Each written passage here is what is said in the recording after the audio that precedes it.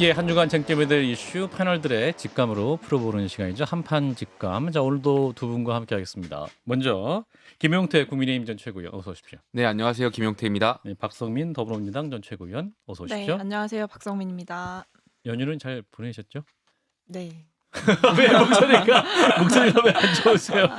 다 이틀 빼고 다 열심히 일하고 있습니다. 아, 그렇군요. 우리 김용태 전 최고위원. 저는 태국하고 베트남을 좀 방문해가지고 태국 국회를 방문하고 왔습니다. 그래서 태국의 국회의원들하고 좀 간담회를 열었고요. 오, 교류를 혼자 가셔서 혼자 교류하신가요? 네, 정의당 류호정원하고 아. 민주당의 이동학 전 최고랑 젊은 정치인들끼리 여야를 좀 초당적으로 뛰어넘어보자. 아하. 태국도 이제 30대 하원 의원들이 많이 참석하셔가지고 예, 예. 여러 가지 기후 위기라든지 저출산 위기를 좀 이야기하고 공유하고 왔습니다. 이동학 전 최고위원은 또 기후 문제에 굉장히 관심이 많고 예. 쓰레기 문제에 관심이 많은데 가서 유사한 활동을 하고 오신 겁니까? 예, 뭐 환경 보호라든지 폐플라스틱을 어떻게 태국이 재활용하는지 이러한 현장도 좀 봤고요.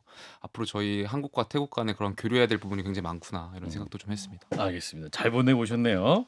자, 일단 우리 또 첫 번째 이슈부터 그럼 다뤄볼 텐데, 자, 이번 주 추석 연휴 기간 동안 뜨거웠던 이슈는 이재명 대표가 윤 대통령에게 제안한 영수회담이었습니다. 이재명 대표는 정쟁을 멈추고 이제 민생 해결에 몰두하자.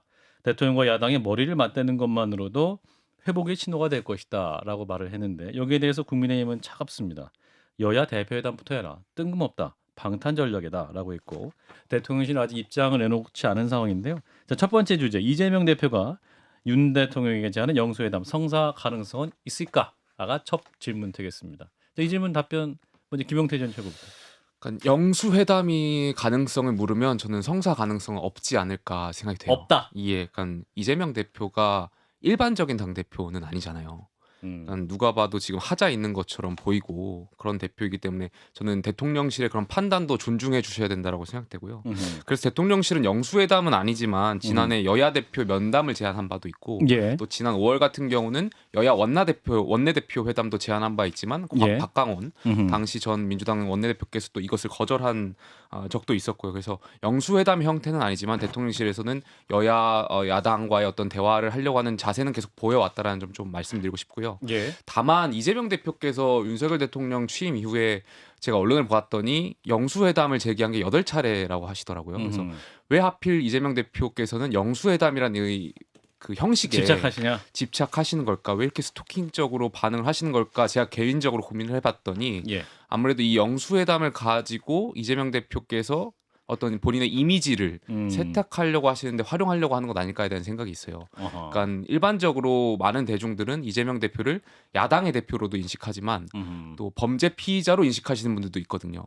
근데 영수회담이 성사가 돼서 대통령과 이재명 대표가 두 분이서 악수하고 국정을 운영하는 모습들이 사진을 나가게 된다면 아마 이재명 대표를 향한 그런 범죄 피의자에 대한 생각들이 많이 누그러질 수 있을 것이고 이재명 대표도 그러한 것을 계속 염두에 두셔서 영수회담을 계속 제기하시는 거 아닌가 생각이 듭니다. 스토킹까지 또 표현하셨는데 자, 우리 박성민 전 최고 어떻게 보세요? 영수회담 제안. 대통령께서 안 받으실 것 같기는 해요. 그러니까 아하. 그동안 여러 차례 제안을 했는데 예. 한 번도 성사되지 않았잖아요. 예. 근데 영수회담 성격이 아니더라도 사실 뭐 얼마든지 만남의 기회는 만들 수가 있어요. 청와대에서. 그러니까 예. 대통령실에서 마음만 먹으면 예를 들면 이런 거죠. 이재명 대표가 영수회담을 제안한다 하더라도 형식이 문제라고 한다면 예. 여야 대표를 같이 초청하는 방법도 있을 거고 아니면 좀 더 참석 규모를 넓혀서 뭐 여야 지도부를 이렇게 좀 참석을 시킨다던가 이런 식으로 할 수가 있어요. 그건 대통령실에서 아이디어를 또 내기 나름인데 예.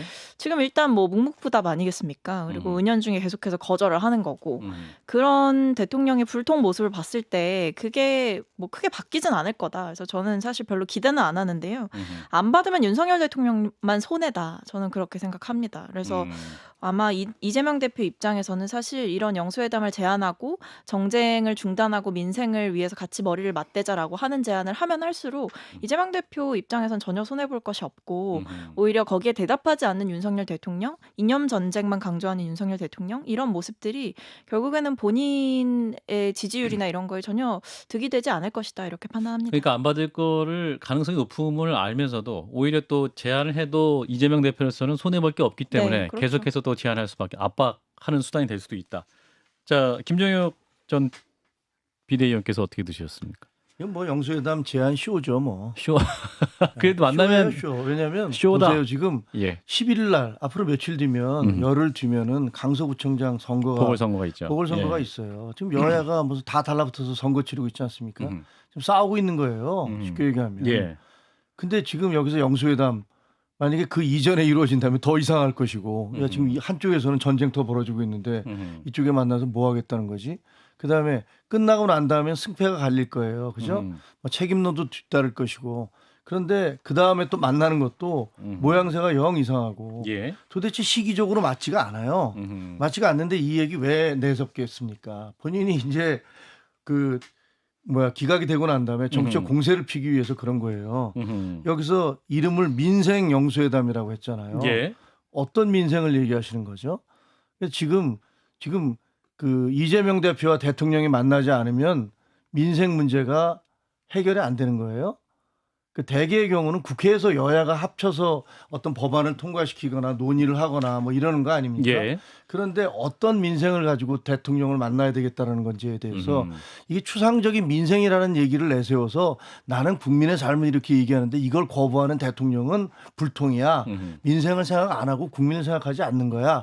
이런 정치적 프레임을 뒤집어 씌우기 위한 그런 정치적 쇼입니다. 쇼다. 그리고 뭐라 그랬어요? 지금까지 아까 8차례인지 4차례인지 모르겠는데 예. 계속 제안을 하다가 1월 달에는 급기야 나는 이제 이런 영수회담 제안하지 않겠습니다. 이렇게 본인 입으로 얘기를 했어요. 그리고 물론 대통령실이 원하면 제가 해주겠습니다. 이렇게 얘기를 했어요.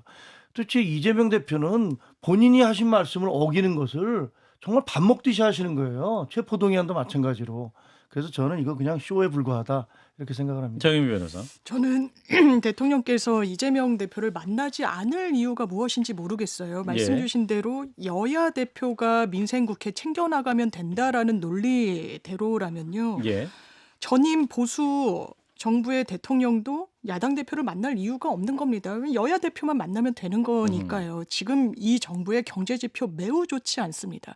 저는 여러 실정에 좀 가려 있는 측면이 있다라고 보는데 예. 수출도요. 지난 같은 기간에 비해서 15% 이상 줄어들었다라고 이야기가 나옵니다. 오늘 나온 지표를 보면 이제 4.4% 정도인데 이 부분도 좋지 않고요. 또 무역 수지도 호재라고 얘기하는 것도 전형적인 불황형 지금 그 흑자를 내고 있습니다. 그리고 일본으로부터 경제 지표는 추월당하고 있고요. 예. 잃어버린 30년이라고 칭했던 일본입니다. 그러면 국회는 제대로 가동되나요? 대통령이 딱 버티고 있고 그 심중을 헤아리기 바쁜 김기현 대표 체계가 운영되면서 대통령과 야당 대표가 만나야 물꼬가 트이는 여러 가지들이 있죠. 지금 민생법안이라고 해서 민주당에서 통과를 시키면 대통령이 어떻게 합니까? 번번이 돌려보내잖아요. 거부권 행사하지 않습니까? 예. 상권 분립에 위배되죠. 이런 막힌 물꼬를 어떻게 틀 것인가. 김기현 대표도요. 본인이 정말 이렇게 민생국회 챙기고 싶고 이재명 대표랑 대화할 의지가 컸으면 진작에 제안했으면 되죠. 단식할 때 찾아와도 되는 거 아니겠습니까? 그냥 대통령의 심기를 보전하는 그 이상도 이하도 아니라고 생각합니다. 나랑 만나자라고 이야기하는 것은요. 진정성이 없어요. 만나지 않을 이유 어디 있는지 묻지 않을 수가 없고 또 하나는 만나지 않았을 때 그 피해는 누가 봅니까? 국민이 보는 겁니다. 그렇다면 전향적으로 만날 필요가 있고 피의자 신분인 부분 있죠. 예. 국민들이 다 갈라서 생각하고 계십니다. 예. 자, 이런 가운데 이재명 대표는 영장이 기각된 후에 병상에서 이제 당무를 보기 시작했는데 그 자리에서 또 윤석열 정부에 대한 비판 수위를 높이게 되었습니다. 해당 발언을 잠시 듣고 오겠습니다. 이 정권이 정말 무능한 데다가 유능해 보려는 의지조차도 없는 것 같아요. 네. 오로지 정치가 아니라 그냥 전쟁, 다 미운 사람 다 죽여 없애고 그게 이 민주사회에서 가능이나 한 일이겠습니까? 헛된 꿈을 꾸는 것 같은데 이걸 이번 강서 선거에서 보여줘야 된다고 생각이 돼요. 예. 자, 이번 또 강서구청장 보궐선거 여기까지 해서 어떤 강력한 의지를 표명하기도 했는데 자, 이런 가운데 영장이 기각된 이후에 한동훈 장관 책임론도 나오는 상황 아닙니까? 이 부분은 어떻게 판단하시는지 김용태 전 최고부터. 야당에서는 뭐 한동훈 장관을 향해 가지고 파면해야 된다, 뭐 탄핵 얘기도 탄핵해야 나오고. 된다 뭐 이런 예. 얘기하고 있는 것 같은데 저는 예. 어불성설이라고 생각하고요. 음흠. 다만 이 기각에 대한 책임에 대해서는 좀 혼나야겠죠. 아 누가 좀 한동훈 장관이 한동훈 좀 혼나야 됩니까? 혼날 부분이 있다고 저는 아, 생각되는데 그래요? 그것이 뭐 탄핵이냐 파면이냐 이런 상황은 아니라고 생각해요. 그러니까 음. 어쨌든 검찰이 그 영장을 청구했을 때는 음. 야당 대표가 영장이 발부될 가능성이나 어떤 그런 사건의 중대성을 음. 이해하고 청구했을 것이고 음. 결과적으로 판사를 설득 못한 것 아니겠습니까? 음. 여기에 대해서는 뭐 좀 검찰이라든지 법무부라든지 좀 혼날 필요가 있다고 혼나야 된다. 예. 근데 이준석 전 대표가 또 이런 말을 했어요. 한 사람에게, 그러니까 이 한 사람은 한동훈 장관입니다. 한 사람에게 기회를 몰아준 탓에 역공당하고 이재명 대표는 결국 살았다라는 취지의 글도 올렸는데 이 글도 그러면 동의하십니까? 동의한다기보다는 예. 국민들께서 생각하시기에 유사하다. 그러니까 그런 말씀이 아니라 공감한다. 재판 결과와 다르게 예. 우리 국민들께서 영장이 기각되면 음흠. 무죄인 것처럼 느껴지는 경향들이 있어요. 음흠. 그러니까 분명히 영장은 재판 결과는 다른 건데요. 예. 어쨌든 법무부 검찰이 그런 판단을 하면서 기각이 되면서 예. 국민들께 그러한 판단이나 경향을 불러일으킬 만한 것을 일으켰고 여기에 대해서 분명히 정치적인 어떠한 음흠. 책임이라든지 뭔가 좀 져야 될 필요가 있지 않나. 좀 책임을 져야 저희가 된다. 괜히 뭐 이재명 대표한테 날개를 달아준 것처럼 된 거잖아요. 그래서 예. 저는 이 부분에 있어서는 좀 다시 봐야 될 것 같습니다. 자, 박성민 최고. 네.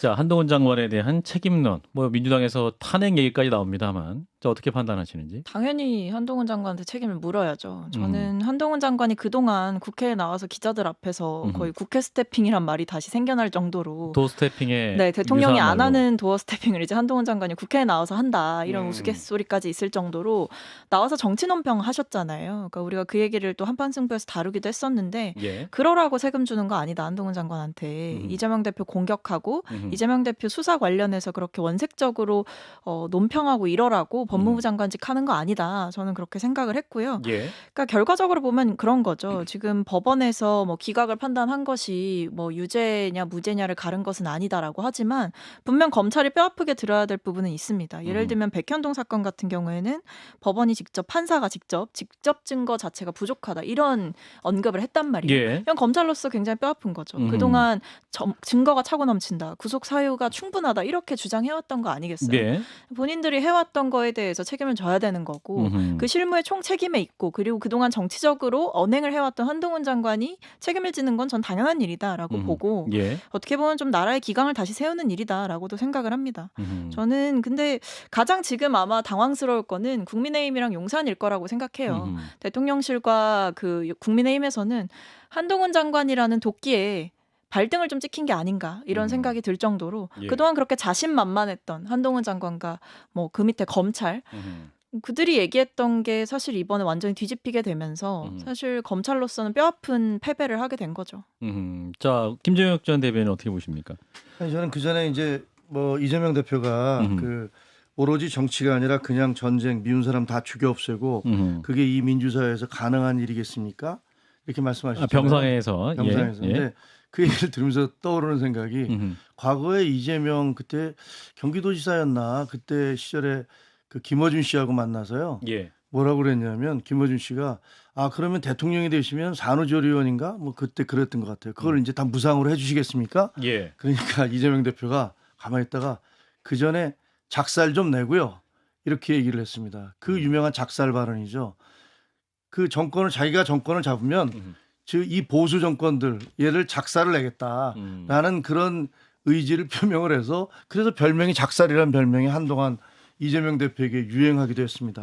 그렇게 자기가 정권을 잡으면 작살부터 내겠다고 하신 분이 지금 뭐 전쟁 미운 사람 다 죽여 없애고 민주사회 이런 얘기하시는 거 보니까 본인이 하셨던 말씀을 잘 기억을 못 하시는구나라는 생각이 첫 번째 들고 예. 두 번째 그 한동훈 장관에 대해서 책임론이 나오는데 저는 그것이 그 유창훈 판사님께서 그 밝힌 설시한 그 영장 기각 사유가 논리적이거나 합리적이라면 저는 그렇게 그 책임을 져야 된다고 생각합니다. 제가 보기에는 전혀 논리적이나 합리적이지가 않아요. 그분이 말씀하신 대로 이게 그 위증교사 혐의는 인정이 된다. 그렇죠. 그 녹취록이 있으니까. 그러나 증거인멸에 뭐 어떤 부분에 있어서 상당 부분은 의심이 가지만 직접적인 증거가 없다. 아니 도대체 화이트 칼라 범죄에서 직접적인 증거는 뭡니까? 그럼 녹취록이 있어야지 직접적인 증거겠죠. 그런 녹취록이 있는 그런 재판이 도대체 그런 범죄가 몇 군데나 몇 퍼센트나 됩니까? 예. 제가 보기엔 1%도 안 돼요. 그런데 여러 가지 증언이라든가 진술이라든가 여러 가지 정황을 보면은 그것들이 심증이 가면은 결정을 내리는 건데 예. 직접 증거가 없고 그다음에 야당 대표는 공적인 자리에서 다 감시를 받고 있기 때문에 그런 부분들에 대해서는 뭐 그 넘어가겠다고 얘기하는 것은 아니 야당 대표는 범죄를 안 저지릅니까? 그 지금 그 국회 내에서 돈 봉투가 오갔던 거 다 부인하지 않았었습니까? 예. 다 사실로 드러나고 있잖아요. 그래서 제가 보기에는 만약에 재판장이 논리적으로 그 설시한 부분이 논리적이라면 저는 한동훈 장관 책임져야 된다고 생각합니다. 하지만 저는 그 재판장께서 기각한 사유에 대해서 그것을 받아들일 수 없기 때문에 예. 저는 많은 부분들이 그거 이해가 잘 안 된다고 생각하실 것 같아요. 예. 자, 아까 참고로 말씀하신 부분은 김어준 씨가 물어본 게 아니라 이제 낙검수의 김용민 씨가 김어준의 파파이스에 출연을 해서 김용민 씨가 김용민 씨가 맞습니다. 했던 맞아요. 그 부분은 살짝 정정을 예, 해드리고. 정정했는데. 자, 장 변호사님 지난주에 이제 영장 문제에 대해서 네. 좀 전망하실 때 구속 가능성에 약간은 무게를 두고 말씀하셨었는데 그래도 기각이 나왔습니다. 자, 이 부분 어떻게 판단? 방송에서 기각이라고 말씀드렸던 걸로 예. 기억하고요. 예. 일단 지금 법리적인 부분을 말씀 주셨으니까 일단 그 부분 더 짚자면 위증교사에 대해서 소명됐다라고 그랬죠. 국민의힘 입장은 그런 것 같습니다. 위증교사를 한 사람이라고 보면 위증을 교사했으니까 증거인멸하는 거 아니야? 일단 지금 가장 큰 두 개의 틀은 백현동과 쌍방울이잖아요. 예. 이게 막 200억, 뭐 100억 이렇습니다. 지금 쿠션으로 넣은 거예요. 사실 이 사람은요 이렇게 위증까지 교사하는 사람이에요라고 보여주고자 검찰이 사실상 언론에서 이야기되지 않던 걸 끄집어낸 겁니다. 예. 그 사건의 본질은 그렇습니다. 본인이 누명을 썼다라고 그래요. 이른바 검찰 사칭 사건과 관련해서 누명을 썼다. 누명을 썼다라는 건 사실적시라고 보기 어려운 부분이 있습니다. 그러니까 의견 표명으로 보이는 부분이 그 재판에서는 핵심 내용이었어요. 예. 그런데 김병량 전 성남시장 측의 보좌진한테 나한테 유리하게 이야기해줘.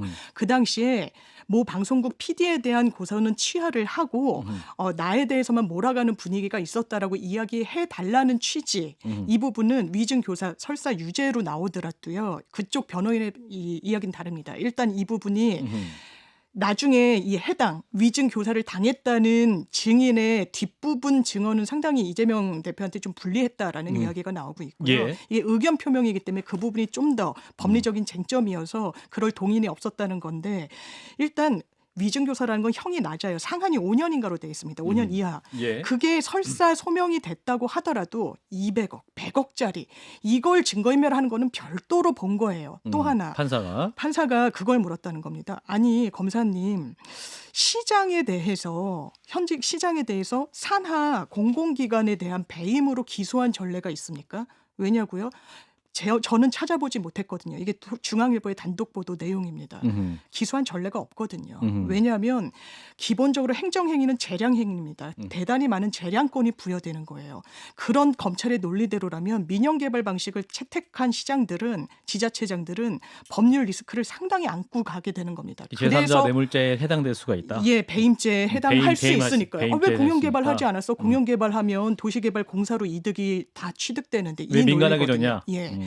그런 부분과 관련해서 검찰이 제가 알기로는 추가 자료 제출할 것을 법원한테 요청받았지만 내지 못한 걸로 알고 있습니다. 기소된 전례도 없고 예. 이런 법리적인 쟁점이 있었던 것이고요. 아하. 한동훈 장관 이야기로 돌아온다면 예. 경질해야 되는 가장 큰 이유는 윤석열 대통령에게 어마어마한 정치적 부담을 지워줬기 때문입니다. 아하. 국회에 나와서 뭐라고 그랬습니까? 최대 이런 비리의 정점은 이재명 대표라고 이야기했어요. 올 2월에는요. 조작 수사라고 이야기하는 이재명 대표의 말이 맞다면 법원이 그 말을 신뢰한다면 영장은 100% 기각될 것이다. 라고 얘기합니다. 완전히 뒤집혔죠. 정의당 논평 내용은 이렇습니다. 잡범에 비유하고 단식투쟁하는 것을 뭔가 자해공갈에 비유하더니 범죄 소명 자체하지 못했다. 이 말에 향하는 그 종착지는 한동훈 장관입니다. 그렇다면 대통령에까지 가는 부담을 줄이는 유일한 방도는 한동훈 장관을 경질하는 겁니다. 보수층에서는 한동훈 장관한테 박수 칠까요? 그렇지 않다라고 이야기들을 많이 하십니다. 수사 이렇게밖에 못했으면서 그렇게 큰 소리 쳤던 거야? 굉장히 지금 유튜브든 여러 매체에서 시청률이 떨어진다라고 하는데 예. 보수층이 실망한 거죠. 거기에 대해서 대통령한테 불똥 튀지 않게 하려면 어떻게 해야 됩니까? 한동훈 장관 경질하십시오. 자 반론해 주실까요? 김용태 전 최고 혹은 김종혁 대변인부터 해주실까요? 예. 아니 그 한동훈 장관 경질은 대통령이 하게 되면 하겠죠. 인사권자가 필요에 따르면 판단에 인사권자가 따라 할 것이고 그것을 무슨 야당이 무슨 그 경질해라 말아라고 얘기할 수는 없는 것 같고요. 그다음에 저는 아까 무슨 뭐 법리적인 것들을 얘기하시는데 그 판사도 그 얘기했잖아요. 그 백현동 사건에서 상당 부분 혐의가 인정되는 것이 있으나라고 얘기를 하잖아요. 혐의 인정이라고 얘기하지 않았습니다. 뭐라고 얘기했죠? 직접 증거가 부족하고 상당한 의심이 간다. 법리 다툼, 의심이 되는 거나 법리 다툼의 여지가 있다. 그다음에 이제 그 뭐지 두 번에 이제 그 대북 송금에 대해서는 전혀 그런 부분들에 대해서 직접적 증거가 없다 이렇게 얘기를 하셨어요. 근데 예. 저는 이해할 수 없는 게요. 그 주변에 그 아까 배임의 혐의가 있느냐라고 얘기하는데 예. 자기 주변에 김용, 정진상 이런 분들이 가장 최측근들 아닙니까? 김인섭 씨 최측근 아니었습니까? 그런 분들이 김인섭 씨는 70억이나 되는 뇌물을 받아서 그 돈을 받아서 지금 구속됐어요. 구속됐었고 정진상 씨나 김용 씨도 모두 그 이재명 대표의 최측근인데 그 사람들이 다 재판에 넘겨져서 구속돼서 예. 수사를 받고 있습니다. 그런데 그 위에 자기와 관련된 사람이 21명이나 여러 범죄 혐의로 구속이 됐는데 이 재판장께서 보시기에는 직접적 증거가 없으니까 이재명 대표는 지금 뭐 문제가 없다 이렇게 보시는 것 같은데 그거는 저는 받아들이기가 참 어려워요. 일반 사람들이 누가 그렇게 받아들일 수 있니? 자기 주변에 있는 측근들 21명이 다 유사한 그런 관련된 범죄에 의해서 구속이 되거나 재판을 받고 있는데 그 수괴라고 할 수 있는 그분은 아무런 상관이 없다라고 얘기하는 걸 누가 받아들일 수 있을지 모르겠습니다. 예, 일단은 재판을 좀 지켜보시죠. 이 얘기는 여기까지 하고 두 번째 이슈를 좀 넘어오겠습니다. 강서구청장 보궐선거 이제 9일 앞으로 다가왔습니다. 10일도 안 남은 것인데 연휴에 여야 모두 총력전을 펼친 그런 양상입니다. 그런데 이 과정에서 김태우 후보가 이제 40억 원 보궐선거 비용 애교를 봐달라 이 발언이 문제가 되는데 잠시 듣고 가겠습니다. 그 40억은 제가 1,000억은 넘게 1년에 1,000억, 4년 동안 4,000억 넘습니다. 벌어들이기 위한 수수료 정도로 애교 있게 봐주시면 감사하겠습니다, 여러분. 예, 4천억 원 이제 벌기 위한 수수료 정도 애교 있게 봐달라 이렇게 했는데 이제 이게 애교냐라는 이제 논란입니다. 그 두 번째 드리는 직감 질문, 이 김태우 후보의 40억 애교 발언, 자 9일 남은 재보궐선거 어떤 영향을 미칠 것인가? 이 부분은 누구부터 하실까요? 박성민 전 최고부터 해주시죠. 아, 이분도 참 정신세계가 독특하신 것 같아요. 날 찍지 마시오라는 대국민 호소가 아닌가. 아 저는 찍지 그렇게- 말라 대국민 네. 호소다. 그리고 예. 저는 개인적으로 유권자 입장에서 이제 그런 애교는 사절이다. 애교를 사절. 3번만 부르면 뭐 120억이 사라지는 그런 이제 마법 같은 일이 생기는데, 예. 그러니까 이게 국민의힘 지도부가 도대체 무슨 생각으로 이분을 공천하신 건지 저는 진짜 당황스러워요. 예. 일단 이 보궐선거가 생기게 된 건 이분이 대법에서 유죄 판결을 받았기 때문이에요. 그렇죠.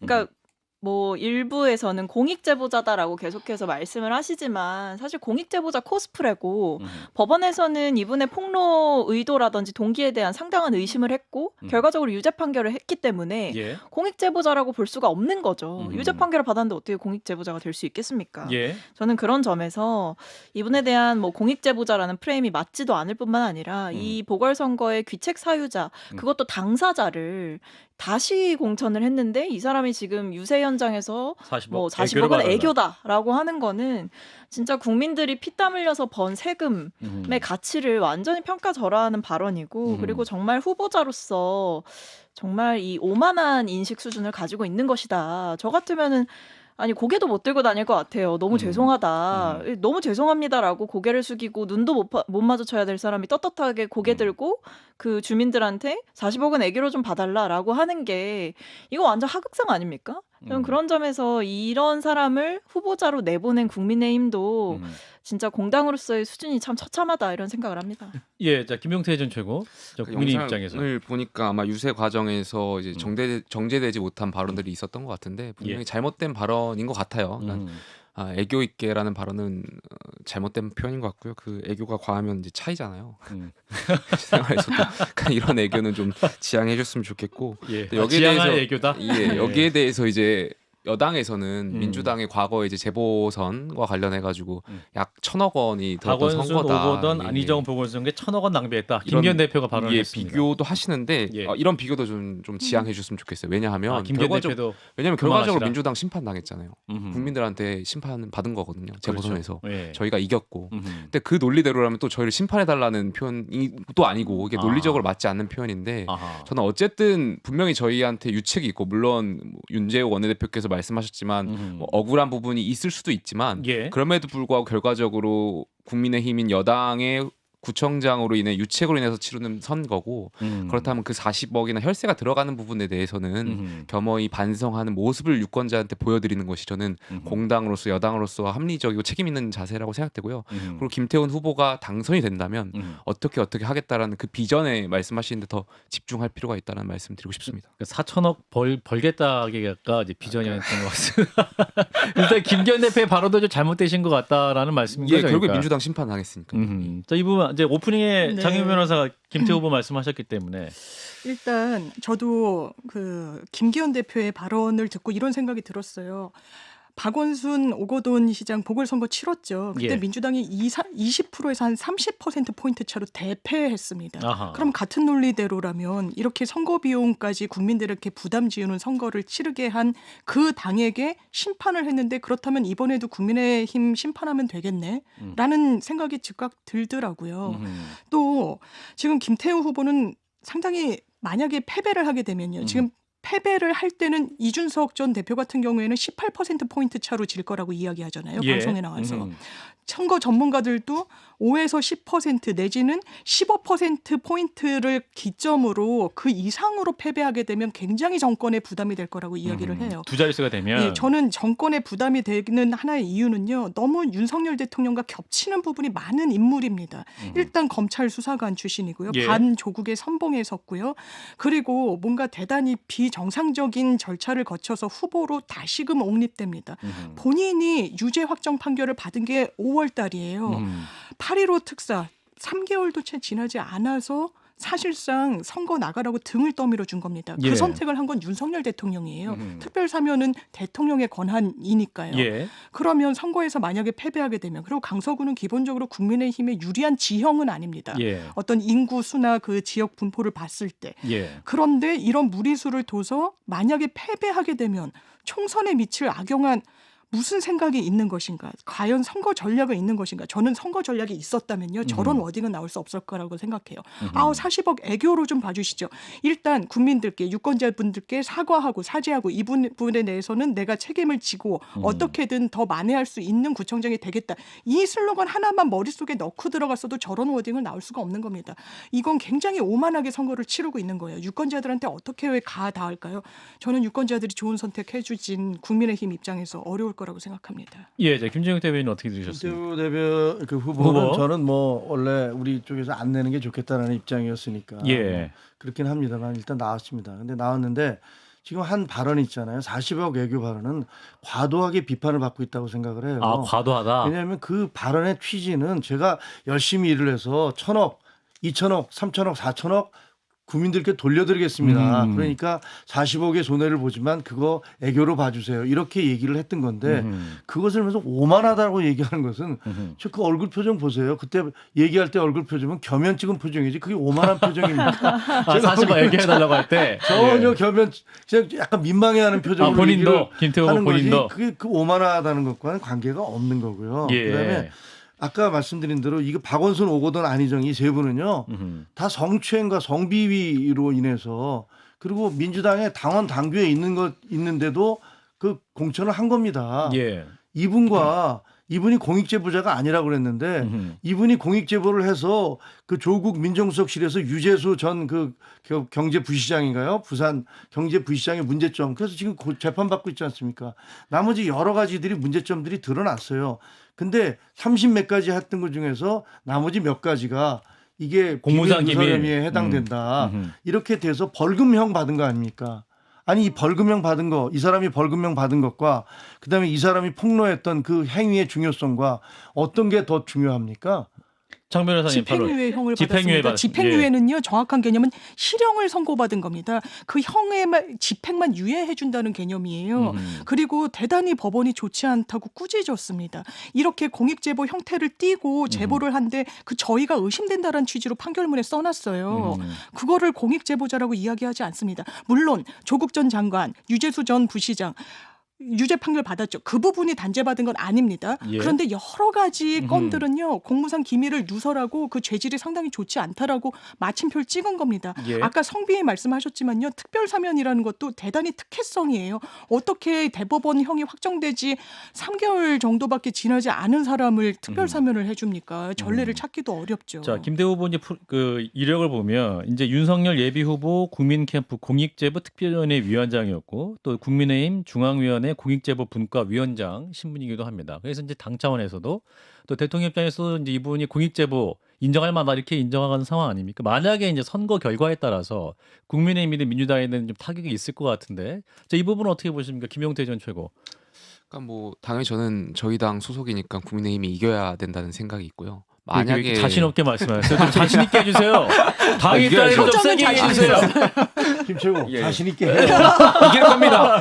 예, 이겨서 이겨야죠. 이겨서 민주당을 심판해야죠. 예, 민주당을 근데 심판하고. 다만 예. 이제 평론가들 말씀처럼 저희가 만약에 진다면 만약에 진다면 물론 저 기초단체장 선거 가지고 지도부의 책임 하나의 그런 기초단체장 선거를 가지고 지도부 책임을 이렇게 씌우기는 좀 그렇습니다만 아하. 이게 총선을 앞두고 굉장히 민감한 상황이잖아요. 전초돈이다 막 이렇게 막 예, 그래서 얘기하고 아마 있고. 만약에 저희가 좀 진다면 그리고 만약에 큰 차이로 진다면. 만약에 진다면 수도권에 특히 서울 시내에 있는 저희 당 원외위원장들이 가만히 있지는 않을 거예요. 아마 그래요? 오히려 이분들 선거가 이제 당장 이분들의 선거를 치러야 되기 때문에 아하. 지도부를 향해서 쇄신론이라든지 그럼 그 수도권 원외위원장 당협위원장들이 이를테면 김재섭 위원장 같은 분들이 가만히 예, 안 있을 것 같은데 물론 김정혁 우리 위원장, 당협위원장께서 예. 가만히 안 있으실 가능성은 모르겠는데 어쨌든 예. 왜냐면 그- 본인 선거가 이제 걸려 있으니까. 마지노선 몇 퍼센트, 한 15%, 18%그 차이가 만약에 난다면 두 자릿수? 저는 그래도 한 두 자릿수 이상 큰 두 자릿수 차이로 지게 20% 된다면 정도 포인트로 진다면 그렇군요. 예. 자, 박성민 최고. 저희 어떤 결과, 어떤 파장이 있을까요? 저는 결과에 일단 따라서. 저희가 이길 수 있다. 음. 자신 있게. 자신 있다? 네, 자신 있게 아. 끝까지 자신감 가지고 최선을 다한다면 분명히 좋은 결과 있을 것이다라고 생각을 하고요. 예. 물론 이제 끝까지 최선을 다해야 되는 게 전제이고 한숨을 이제 깊게 쉬시는 네. 어떤 분이 한숨 쉬신지 제가 네, 비밀로 네, 하겠습니다. 비밀로 하겠습니다. 네. 자, 박성민 전 최고 계속해 주세요. 저희가 이기면 이제 국민의힘이 뭐 표차를 당연히 보겠지만 저는 좀 압도적인 차이로 이기기를 희망하고 있고요. 예. 그렇게 된다면 김기현 대표 지도 체제가 크게 흔들릴 것이다. 흔들릴 것이다. 그래서 이제 지난번에 뭐 지도 체제가 균열되는 거를 뭐 간접적으로나마 저희가 다 보지 않았습니까? 예. 뭐 일부 최고위원들이 갑자기 또 최고위원 그만하겠다, 책임을 지고 물러나겠다 할 거고 뭐 그렇게 되면 이제 김기현 대표 지휘에까지 영향이 갈 거고 결국에 김기현 체제를 무너뜨리고 다음 비대위로 가는 수순이 되지 수순이 될 않을까 것이다. 그렇게 생각을 합니다. 예. 그리고 김태우 후보 같은 경우는 뭐 저 40억 외교 발언뿐만 아니라 그냥 이분이 이 폭로 동기가 의심된다라고 법원이 얘기했던 이유는 이분에 대한 그 비위 감찰이 시작되고 나서 이분이 폭로를 했기 때문이에요. 근데 사실 이분의 그 비위 감찰 혐의들을 보면 한동훈 장관 말을 빌리자면 자범이라고 전 생각합니다. 그러니까 본인이 이제 이런 거죠. 건설업자랑 유착해서 나를 청와대에 꽂아달라고 청탁을 했다라는 거. 그리고 청와대나 이 감찰반으로서의 지위를 가지고 본인이 어떻게 보면 이 감찰하고 있는 감찰 대상인 그 부처에다가 자신의 자리를 좀 만들어 달라라는 식으로 해가지고 셀프 승진하려 했던 거라든지 예.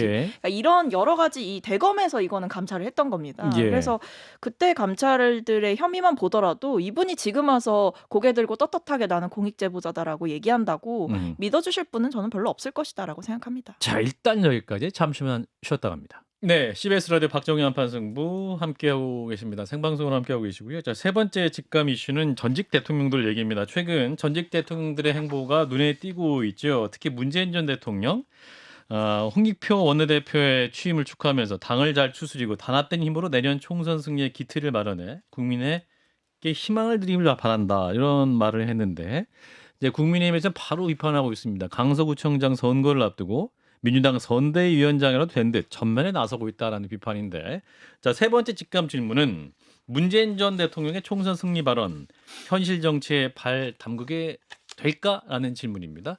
김용태 전 최고부터 말씀 주실까요?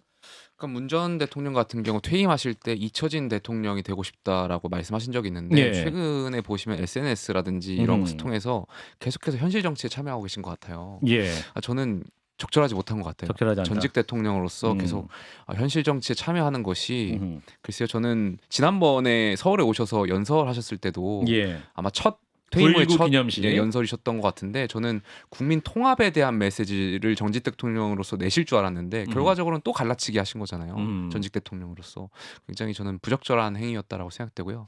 그러니까 지금 정치 상황이 현실 정치가 강대강으로 가고 싸우고 이런 와중에 전직 대통령이었으면 그래도 국가 원수셨고 그러면 지금 이 순간에도 좀 뭔가 국민의 단합이라든지 이런 메시지를 통합적인 메시지를 해야 내는 게 되는데. 좀 더 집중하셔야 된다라고 생각되고요. 그리고 또 문 전 대통령 같은 경우는 북한이나 중국과의 어떤 인적 네트워크가 전 분명히 있으실 것 같아요. 예, 지금 우리 정부가 이제 미국과 일본과의 어떤 관계는 잘하고 있잖아요.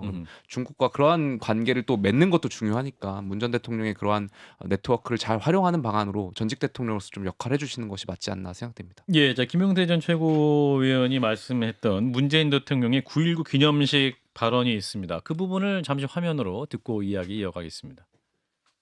한편으로 언제 그런 날이 있었나 싶을 정도로 파탄난 지금의 남북 관계를 생각하면 안타깝고 착잡하기 짝이 없습니다. 급기야는 정부 여당에서 군사합의를 폐기해야 한다거나 폐기를 검토한다는 등의 말이 나오고 있습니다. 안보는 보수 정부가 잘한다. 경제는 보수 정부가 낫다. 이런 조작된 신화에서 이제는 벗어날 때가 되었다는 것을 마지막으로 강조하고 싶습니다. 예, 자 문재인 전 대통령의 9.19 기념식 발언이었는데요. 자 박성민 전 최고 어떻게 들으셨습니까? 김용태 전 최고 말처럼 통합의 메시지보다는 갈라치기다라는 비판. 아니 통합의 메시지는 항상 내시는 거였다고 생각하고, 예. 그러니까 그동안 전 정부 전 정권 계속해서 소환한 건 현 정부 아니겠습니까? 윤석열 저는 정부에서 뭐 반국가 세력이라고까지 사실상 이제 칭하면서 멸칭을 써가면서 그렇게 전직 대통령을 조롱하는데 전직 대통령께서도 참는데 저는 한계가 있었다라고 생각을 하고요. 예, 왜 자꾸 메시지를 내냐, 왜 자꾸 뭐 현실 정치에 발을 담그냐라고 하시는데 예, 현실 정치의 판으로 끌어들인 게 현 정부라는 거, 저는 그거는 좀 인정하셨으면 좋겠습니다. 아니 문재인 전 대통령께서 아무도 문재인 전 대통령을 찾지 않는데 혼자 메시지 내시고 혼자 북치고 장구 치셨나요? 아니 불러내니까, 계속해서 불러내니까 참다 못해서 말씀을 하시기 시작을 한 거죠. 저는 그 정도는 당연히 할 수 있다라고 생각하고, 오직 지금 집권 2년 차임에도 불구하고 오직 전 정부 흠집내기에만 몰두하고 있는 현 정권의 실책이야말로 정말 좀 되돌아보셔야 된다. 오로지 문재인 전 대통령 공격하는 걸로만 총선 치르려고 한다? 그거 국민들이 좋게 안 보실 거다. 좀 겸허하게 집권 2년 차라면 2년 차답게 본인들의 비전 내놓고 본인들이 뭘 하고 싶은지 얘기를 구체적으로 하시는 게 저는 지금 현 정권의 책임이라고 생각합니다. 예, 오히려 문재인 전 대통령을 불러낸 건 현 정부의 과도한 수사 혹은 감사원의 어떤 감사다라는 이제 반론인데 또 어떻게 들으셨습니까, 우리 김종혁 전 대변인? 아니 저는 뭐 전직 대통령들이 어떤 경우든 이렇게 현실 정치에 발언하시는 게 별로 좋지는 않다고 생각을 해요. 예. 그래서 근데 조금 이명박 박근혜 대통령과 좀 다른 부분이 있는 건 이명박 박근혜 대통령 두 분은 다 구속됐었잖아요. 그렇죠. 그리고 어떻게 보면 본인들로서는 굉장히 어떤 그 자존심의 상처 같은 것들이 있기 때문에 예. 그런 것들을 어떤 식으로든지 좀 보상하든가 만회하고 싶은 생각이 있을 것 같아요. 명예회복이라든지. 명예회복을 좀 하고 싶으시겠죠. 그래서 뭐 그분들이 이렇게 나가서 지지자들 만나거나 그런 것들을 보면 좀 안쓰러운 생각도 좀 들더라고요. 예. 그리고 이제 박근혜 대통령 같은 경우는 또 본인이 그런 얘기를 하셨잖아요. 이번에 뭐 새로 알게 된 것도 많았는데 이게 어쨌든 탄핵이 된 건 다 내 잘못이다. 그건 내가 잘못한 것이고. 그 중앙일보 인터뷰 말씀하시는 거죠. 그리고 예. 무슨 뭐 더 이상 뭐 친박이니 뭐 이런 걸로 해서 없다. 내세우지 마라. 그리고 뭐 유승민 후보 공천과 관련돼서도 그런 논란들 내가 주지 말라는 얘기를 해본 적이 없었는데 그거 아마 밑에서들 그렇게 한 것 같다. 어쨌든 그 책임 나한테 있다. 뭐 이런 얘기도 하셨고 여러 가지로 본인에 대해서 이렇게 소명을 하면서도 이렇게 좀 굉장히 로우키로 이렇게 가시잖아요. 예. 근데 지금 문재인 대통령 같은 경우는 대놓고 지금 정치적인 활동을 하시는 것 같아요. 아하. 그래서 예를 들면 뭐 사의제를 만들고 책방을 열고 뭐 여러 가지 계속 화제 등단하고 계시잖아요. 예. 그게 본인께서 얘기하신 나는 이제 잊혀진 사람으로 살고 싶다라고 얘기했던 것들과 너무 배치가 돼서 결국 이렇게 좋아 보이는 모습은 안 보이고요. 그리고 이게 파탄난 지금의 남북 관계를 생각하면 가슴 아프다 얘기하셨는데 이미 2019년 하노이 회담, 봄에 하노이 회담이 결렬된 다음에 남북 관계는 파탄 났어요. 그때 당시에 북한인 우리 대통령 문재인 대통령 뭐라고 불렀습니까? 특등 머저리, 그다음에 삶은 소대가리, 앙청 광소 이렇게 정말 도저히 입에 담을 수 없는 멸칭으로 대통령을 조롱하지 않았습니까? 근데 가만히 있었어요. 이미 그때 파탄 난 거죠, 뭘. 그 이후에 무슨 나아진 게 있습니까? 북한이 막 이제 보니까 잠수함이며 핵이며 문재인 대통령하고 대화하는 순간에 계속 만들고 있었더라고요. 근데 뭐가 지금 뭐 남북 관계가 그때 개선이 됐다는 겁니까? 단지 국민들한테 그런 식으로 선전하고 선동했을 뿐이지. 그래서 저는 저 말씀 남북 관계가 무슨 자기 때는 좋았는데 대통령 당신 때는 좋았는데 지금 안 좋아졌다는 얘기 자체에 대해서 그거는 그냥 덮어져 있었던 것이다. 걔네들은 그때 할 일 다 하고 있었다. 이게 지금 드러났을 뿐이다. 이렇게 말씀드리고 싶어요. 네, 장윤 변호사. 오늘도 윤석열 대통령께서 그 어젠가요? 공산 세력. 예, 공산 세력이라고 이야기를 하기도 했고 예. 북한이 도발하면 1초 안에 응사하라. 그러면 국민들은요 불안합니다. 국민들은 평화를 그게 어떤 맥락이든 간에 북한이 그렇죠. 미사일 개발 계속하고 그랬죠. 평화를 같이 이야기한다면서 뒤로는 실망스러운 행태를 보인 것도 맞죠. 그럼에도 불구하고 평화의 길로 가야 된다라고 생각하는 전 국민들이 대다수일 거라고 생각합니다. 한미일 공조 다 좋고 그렇지만 정말 군 통수권자가 바로 응수하고 선제적 뭐 이런 이야기를 하는 순간 만에 하나 있어서는 안 되겠고 있지도 않겠지만 전쟁이 일어난다면 국지적 도발이 일어난다면 그 피해는 우리 한반도가 되기 때문입니다. 예. 그렇기 때문에 평화가 중요한 것이고 가치로 가져가야 되는 거죠. 1초 만에 응사하라. 그거는 쉽죠. 명징하죠. 그리고 보수층 결집할 수 있겠죠. 그렇지만 전 지도자의 언어가 돼서는 안 된다라고 생각하고요. 저는 국민의힘의 이중잣 때 실망스럽습니다. 박근혜 전 대통령이 최근 중앙일보 인터뷰에서 윤석열 대통령에게 힘을 실어줬죠. 총선 국면에서 그랬다는 겁니다. 왜? 지금 이른바 박근혜 정부에서 일했던 뭐 최경환 전 부총리 등등이 출마할 것처럼 유병우 전 수석 출사표를 사실상 던졌다고 이렇게 언론에서 전망할 그래서 표가 갈리는 거 아니냐, 표심이 쪼개지는 거 아니냐라는 그런 부분이 있었죠. 그 사람들은 내 얼굴을 총선을 치르는 것처럼 보이겠지만 내 진위는 아니다라는 식으로 이야기를 해요. 예. 그거에 대해서 국민의힘 윤재욱 원내대표가요. 박근혜 전 대통령이 교통정리 잘해줬다는 취지로 언급을 합니다. 예. 인터뷰를 해요. 그리고 문재인 대통령이 민주당의 총선 잘 치르라고 하는 건 그거는 문제가 있습니까? 그게 이중잣대 아닙니까? 그리고 저는 국민의힘에서 문재인 대통령 감사원 감사도 통상적이지 않았습니다. 왜냐하면 중간 발표라는 거 상당히 이례적이거든요. 유병호 사무총장이 있을 때 거의 대부분 있었거든요. 왜? 감사위원 의결을 안 받을 수 있으니까요. 사실상 꼼수라고 보여집니다. 그런데 왜 이런 무리수를 이 정부 들어서 2년, 3년 지나도록 계속하느냐. 저는 문재인 대통령의 어떤 정치적인 어떤 지분, 영향력에 대한 두려움이 있다라고 생각합니다. 본인들이 제대로 하지 못한다는 어떤 위기의식이 없다면 이 국면이 저는 설명되지 않는다라고 생각합니다. 예. 짧게 한마디만. 예, 네, 김영태 제고. 그 1초 안에 응사라 이 발언은 대통령 말씀은 오늘 국군의 날에 추석 연휴 최전방 부대 가셔가서 말씀하신 거고 국군 통수권자로서 전 당연히 하실 수 있는 말씀이라는 말을 좀 전하고 싶고요. 예. 문재인 정권 같은 경우도 과거에 전 정권 소환했던 건 문재인 정권도 마찬가지였지 않습니까? 그러니까 캐비넷 열어가지고 적폐청산위원회 전 부처에 설치해가지고 뭐만 하면은 적폐청산이라 규정해가지고 당시 야당하고는 대화와 타협할 수 없는 상대, 적이라고 규정해서 없어져야 될 상대라고 규정했던 게 이제 문재인 정권 아니었겠습니까? 예. 그리고 저는 자, 짧게 김정일 말씀드리고 대변인. 싶은데요. 예. 아니 평화를 외치면 평화가 그냥 옵니까? 지금 마치 북한의 현실을 직시하자 그러면 무슨 전쟁광이나 전쟁을 원하는 사람인 것처럼 몰아가는 건 전혀 말이 되지 않는다고 생각을 하고요. 우리가 지금 문재인 정부에서 평화를 얘기하는 동안에 북한이 잠수함을 만들고 핵잠수함 만들겠다고 하고 그다음에 핵무기 계속 개발했던 거 다 드러났잖아요, 지금. 그러면 문재인 대통령 거기에 대해서 사과부터 하셔야 되는 거 아닙니까? 국민들한테 뭐라고 그랬습니까? 북한은 비핵화 의지가 확실합니다. 평화가 올 겁니다. 온 동네 사방에다 평화자 들어가는 공원 만들고 길 만들고 평화했지만 평화가 왔냐고요. 그리고 이제 그 부분에 대해서 현실을 직시하고 결국은 우리가 이제는 비대칭 전략 때문에 일본이나 미국 이쪽과 손을 잡지 않으면은 북한과는 상대가 안 될 정도가 돼버렸어요. 이제 이렇게 몰아나간 게 그 원인 제공자가 누굽니까? 저는 평화라는 것은 평화를 외친다고 해서 평화가 오는 게 아니라 객관적이고 현실적인 그런 바탕하에서 힘을 키워야지 평화가 온다고 생각합니다.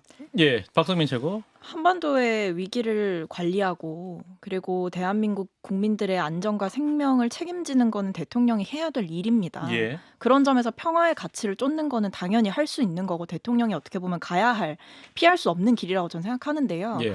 문재인 정부 5년 동안 북한이 발사한 탄도미사일의 수보다 윤석열 정부 1년간 북한이 발사한 탄도미사일의 수가 5년간 썼던 것보다 더 많습니다. 이거에 대해서 그럼 윤석열 정부는 좀 반성하셔야 되는 거 아닙니까? 아니 지금 계속해서 뭐 대통령 후보 시절부터 선제 타격론 외치시고 그러니까 도대체 이 사람이 대통령이 되면 대한민국의 안보는 어느 길로 가는 걸까 굉장히 많은 사람들이 우려했고요. 실제로 북한이 최근에 도발하는 수위를 보면 굉장히 점점 더 강화되고 있죠. 근데 이걸 방치하고 오로지 욕만 하는 게 대한민국 대통령이 해야 될 일입니까? 저는 그런 점에서 평화라는 길은 단순히 공허한 구호가 아니라 꼭 가야 될 길이다라는 말씀 드리고 싶고 또 한편으로는 문재인 정부 콤플렉스에서 이제 제발 좀 깨어나시면 안 되겠냐. 저희가 뭐 박근혜 뭐 일이 잘 안 풀릴 때마다 일이 잘 안 될 때마다 무슨 우리 정권에 안 좋았던 일이 있을 때마다 박근혜 정부 소환했습니까? 아니잖아요. 근데 이번 정부는 그렇습니다. 잼버리 때도 문재인 정부 꺼냈고 양평 고속도로 의혹 불거졌을 때는 문재인 정부가 뭐 그때 용역을 줬다 이런 식으로 대응했잖아요. 그러니까 저는 지금 전 정부를 계속해서 거론하고 있는 거는 현 정권의 책임인 거고 전임 대통령이 입을 열었을 때 영향력이 있는 거는 본인이 스스로 만들어낸 영향력이 아니라 국민들이 부여해주는 영향력이다. 예. 집권 2년 차에 전직 대통령한테 밀리고 있으면 좀 반성을 하셔라 이렇게 말씀드리고 싶습니다. 참고로 김용태 전 최고. 참고로 문재인 정권 때는 탄도미사일이라고 부르지도 못했습니다. 미식별 발사체. 그러니까 미사일을 향해서 미사일이라고 부르지도 못했던 정권이었습니다. 그리고 그 지금 1년 동안 열심히 쏘고 있는 미사일의 대부분을 문재인 정부 때 만들어진 게 대다수 아닙니까? 좀 쏘지 않고 열심히 비축해놨죠. 그리고 그 다음에 강경하게 나오니까 그때 아니 근데 비축해놓은 어쨌든 쏘고 미사일 있는 거는 현실인 아닙니까? 거고 그거에 따라서 국민들이 불안해하고 있는 것도 현실이죠. 거기에 맞서야죠. 맞서서 뭐 어떻게 하려고요? 전쟁하시려고요? 누가 전쟁을 합니까? 그렇게 말씀하실 건 아니죠. 우리가 한미 동맹을 강화하고 그다음에 북한에 제대로 목소리를 내야지 오히려 아니, 더 한미 저희의 동맹 트럼프가 자주가 대통령 지켜지는 되면 겁니다. 어떻게 할 겁니까? 그럼 다 폐기할 겁니까? 그래서 테러를 열어놓고 국제정세 판을 짜고 전략을 세우는 겁니다. 이 정부에 그런 테러 있습니까? 어떻게 대북 정책 바뀔 수 있는 여지는 남겨두고 전략을 세우고 계십니까? 전혀 그런 게 안 테러가 보이니까 없는지 문제 어떻게 아닙니까? 알아요? 문재인 정권의 그 정책이 옳았다라면 정권 예. 교체 안 됐을 겁니다. 5년 만에 정권 교체했던 이유는 문재인 정권이 갖고 있던 그 정책이 잘못됐다는 것을 국민들께서 심판한 것입니다. 윤석열 대통령의 지금 방향이 맞다면 대통령 지지율이 30%에 갇혀있지도 않을 최소한 겁니다. 높겠죠.